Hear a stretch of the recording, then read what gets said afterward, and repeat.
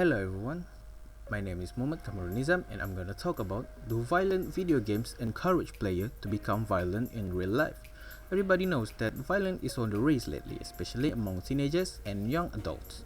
Everybody thought that violent games are the cause of violence. Well, there's really no evidence that they have anything to do with violence. While it is true that most of the popular games right now are shooting games. But do guns in screen really translate into aggression in real life? Can it make you feel more violent? Okay, but full disclosure, me myself love video games, even the violent one.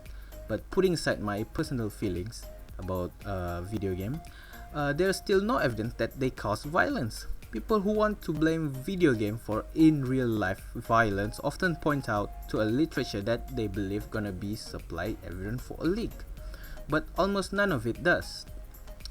Much of it shows an association or a link between violent video games and aggression thoughts or violent imagining in short terms. But if that's the case, then reading a sad book will lead you to sad thoughts in short term. But no one would say that reading a sad book causes depression, right? Moreover, there's a problem here. You see, studies in controversial areas like this are often subject to publication bias. It's not easy to prove that this is occurring, but for your information, there are analytic techniques that we use to see if publication bias is occurring. In 2007, Christopher Ferguson, an American psychologist, published a meta-analysis of the studies.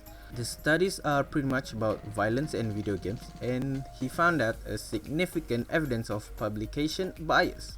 In other words, a study that shows a link between violence and video game, which much more likely to be published than a study that didn't.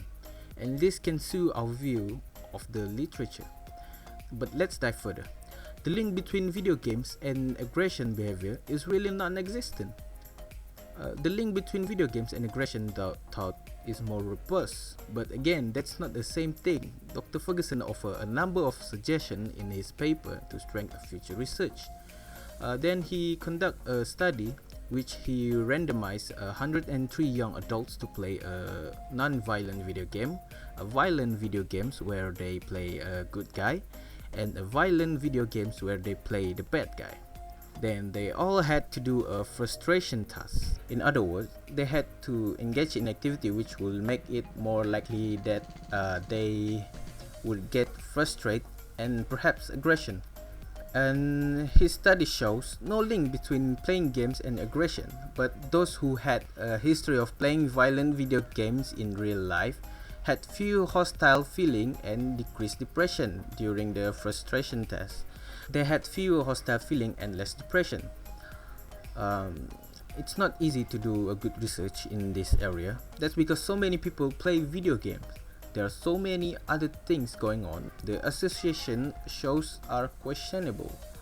In 2012, researchers conduct study of more than 6,500 kids around 15 years old, something like that, and went the extra mile to control for the other factor. When they did, they found out that the association between video games and people behavior become much smaller. Some studies shows a positive link between games and aggression, often used in effective lab tests of aggression like measuring brainwave and heartbeat, which doesn't necessarily translate to actual criminal behavior. And when the correlation has been found, it's been weak. PewDiePie will be happy to know that the country of Sweden published their own review of literature in 2012. They found 161 manuscripts describing 106 unique empirical studies. They found another 55 review articles of some sort. Of the 106, 71 were laboratory studies examining how playing video games affect aggression, but of course those studies couldn't measure actual aggression, just how people thought, and thought lasts for 4 to 13 minutes. They couldn't and didn't measure long-term actual behavior. 23 of the studies were cross-sectional survey. Basically, the survey is asking about video games playing and aggressive thoughts. Any links between those things, however, were washed out when other factors like mental state, family relationship, and self-esteem considered as well. The remaining 12 studies were longitudinal in nature or survey collecting data repeatedly over time.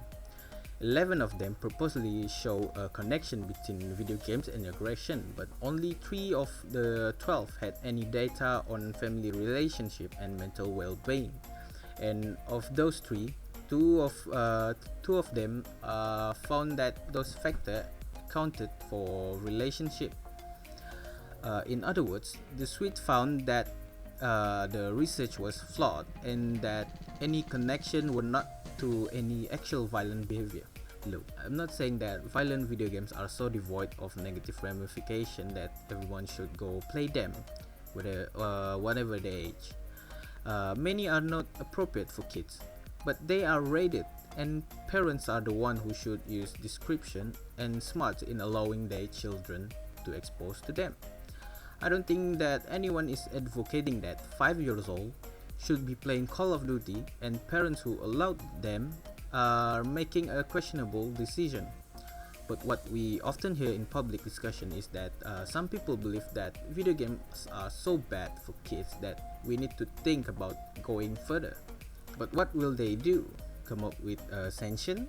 Ban them? Should we put them in a pile and burn them?